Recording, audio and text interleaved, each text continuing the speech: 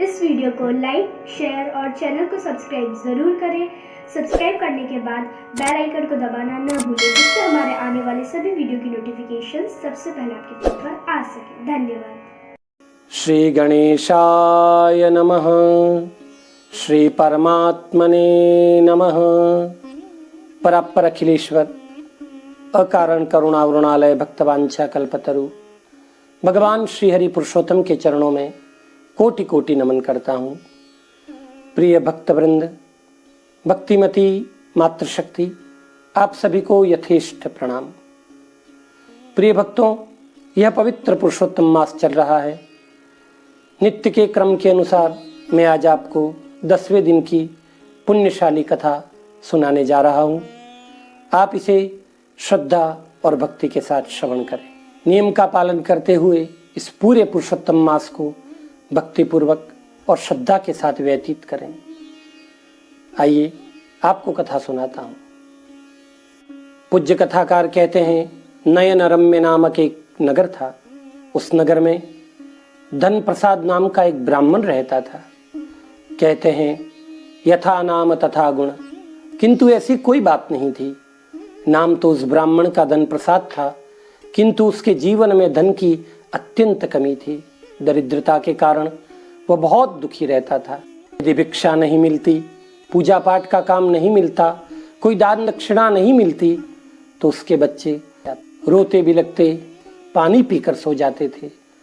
इस बात से वह ब्राह्मण बहुत दुखी रहता था, संतप्त रहता था और सोचता था, मैं अपने परिवार का पालन पोषण ठीक से नहीं कर पाता हूँ।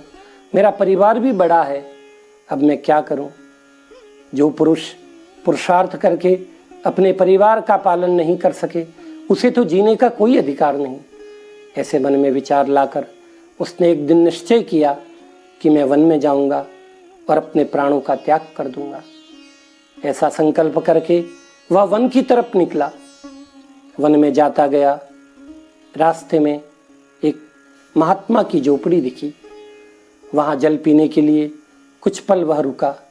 महात्मा ने उसे बिठाया, जल पिलाया, भोजन भी कराया और फिर महात्मा बोले, आप मुझे विप्र लगते हैं, ब्राह्मण लगते हैं।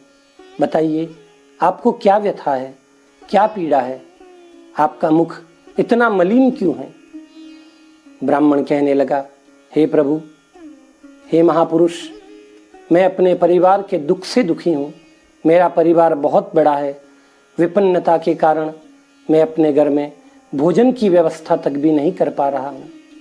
इस कारण मैंने सोचा, जो पुरुष अपने परिवार को नहीं पाल सके, उसे जीने का कोई अधिकार नहीं। यह मन में सोचकर मैं आत्महत्या करने को निकला हूँ। महात्मा बोले, तुम ब्राह्मण होकर आत्महत्या की बात करते हो, फिर संसार तुमसे क्या शिक्षा लेगा? अरे, आत्महत्या तो घोर अपराध है। जो व्यक्ति आत्महत्या करता है, उसकी सद्गति संशयात्मक हो जाती है। अतः ध्यानपूर्वक मेरी बात सुनो। 2 दिन के बाद पुरुषोत्तम मास आ रहा है। तुम दोनों पति पत्नी यह संकल्प करो कि प्रातः सूर्योदय से पूर्व स्नान करके सरोवर तट जाकर स्नान कर भगवान पुरुषोत्तम का पूजन करोगे। घर आकर अपने ठाकुर जी को पूजकर दिन में देव दर्शन हो सके और रात्रि में कीर्तन हो सके तो अवश्य करोगे। ऐसा करने से भगवान पुरुषोत्तम की तुम पर कृपा होगी और तुम्हारी सारी ये दुख, ये गरीबी मिट जाएगी। महात्मा की बात सुनकर ब्राह्मण धन प्रसाद प्रसन्न हो गया और महात्मा को चरण छूकर कहने लगा, हे महात्मन, आपने मुझे मार्ग दिखाया है, आपका कोटि कोटि आभार। ऐसा कहकर वह अपने घर चला गया। घर जाकर अपनी पत्नी को सारी बात बताई। पति पत्नी ने भगवान पुरुषोत्तम के पूजन करने का और पूरे पुरुषोत्तम मास के व्रत करने का संकल्प मन में धारण किया। संकल्प करने से ही ऐसी कृपा हुई प्रभु की कि दूसरे दिन उस ब्राह्मण देवता को पूजा पाठ का काम मिल गया। उससे उसका दुख कुछ कम हुआ और फिर पुरुषोत्तम मास आ गया। पुरुषोत्तम मास में दोनों पति पत्नी सरोवर जाते, स्नान करते, भगवान पुरुषोत्तम का पूजन करते, घर आते और सायंकाल आसपास के मोहल्ले के लोगों के आग्रह से वह रात्रि में भगवान पुरुषोत्तम की पावन कथा सबको सुनाने लगे। उससे बहुत लोग जुड़ते गए और ब्राह्मण देवता को दान दक्षिणा मिलती गई। धीरे धीरे दरिद्रता दूर हुई। वहीं थोड़ी दूर पे एक हवेली थी जिसमें एक सेठ सेठानी रहते थे। दया, धर्म, दान, पुण्य इससे उनका कोई वास्ता नहीं था। इस कारण दैववश उनके कोई पुत्र भी नहीं था। 7 पुत्रियां थी, किंतु सेठ सेठानी के मन में पुत्र की लालसा थी कि पुत्र होना चाहिए, पुत्र के रहने से ये हमारा घर आबाद रहेगा, ऐसी मन में इच्छा थी। जब भी सेठानी गर्भवती होती तो उनको आशा जगती कि इस बार पुत्र होगा, किंतु उनकी आशा हर बार निराशा में बदल जाती। एक बार पवित्र पुरुषोत्तम मास का आगमन हुआ। पड़ोस में एक ब्राह्मण के मुख से सेठ जी ने पुरुषोत्तम मास का महात्म्य सुना था, उसकी महिमा सुनी थी।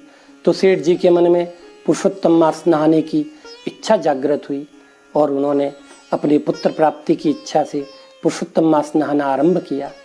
देवयोग से उनकी पत्नी सेठानी भी गर्भवती थी और 9 मास पूर्ण करने वाली थी। श्रद्धा और विश्वास के साथ पुत्र की कामना मन में लेकर सेठ जी वह व्रत करने लगे।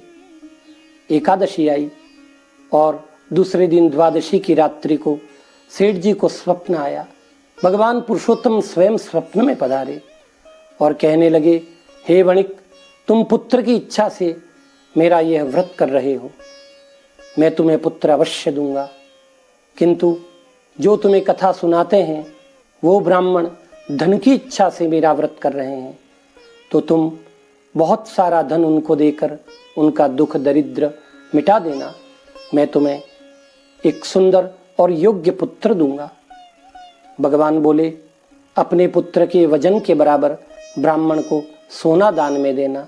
तू अगर स्वर्ण दान करेगा तो तेरी नित्य उन्नति होगी, तेरा विकास होगा, ऐसा भगवान ने आश्वासन दिया और कहा, कल सूर्योदय से पूर्व तुम्हें एक पुत्र रत्न की प्राप्ति होगी, ऐसा मेरा वरदान है। यूं कहकर प्रभु अंतर्धान हो गए। अपने स्वप्न की बात को सोचता रहा, भगवान पुरुषोत्तम का ध्यान करता रहा। प्रातः सूर्योदय होने ही वाला था, उससे पहले दायन माई सेठ जी के पास आई और बोली, सेठ जी आपको बहुत बहुत बधाई, आपको एक तेजस्वी पुत्र की प्राप्ति हुई है। जैसे ही सेठ जी ने सुना पुत्र की प्राप्ति हुई है, सेठ जी ने अपने हाथों में जो हीरे की अंगूठी थी वो उंगली से निकालकर उस दायन माई को प्रदान कर दी। स्वप्न के अनुसार अपने पुत्र का दर्शन किया। फिर संस्कार होने के बाद बच्चे को सुवर्ण से तोला गया और ब्राह्मण देवता को, कथाकार को घर पे बुलाकर उस स्वर्ण का दान कर दिया गया। तह भगवान पुरुषोत्तम ने जिसने जैसा चाहा ऐसा उसे प्रदान किया। ब्राह्मण देवता ने धन की कामना की, ब्राह्मण देव को धन प्राप्त हुआ। सेठ जी ने पुत्र की कामना की तो सेठ जी को पुत्र प्राप्त हुआ। प्रभु बड़े कृपालु हैं, दयालु हैं, दीन बंधु हैं, वह सबकी ओर दृष्टि रखते हैं। जो जैसी कल्पना करता है, जो जैसी इच्छा रखता है, उसकी मनोकामना ईश्वर अवश्य पूरी करते हैं। अतः आप सभी से मेरा आग्रह है कि पूरे दृढ़ विश्वास, श्रद्धा के साथ अपने मन में संकल्प को धारण कर प्रभु से प्रेम करते हुए इस पुरुषोत्तम मास को व्यतीत करें। ईश्वर आपकी सर्व मनोकामना अवश्य पूर्ण करेंगे। आप सभी को अनंत जय श्री कृष्ण। के लिए इतना ही। कल फिर आपके लिए 11वें दिन की पुण्यशाली कथा लेकर फिर आपके मध्य उपस्थित होऊंगा। तब तक के लिए आप सबको प्रणाम।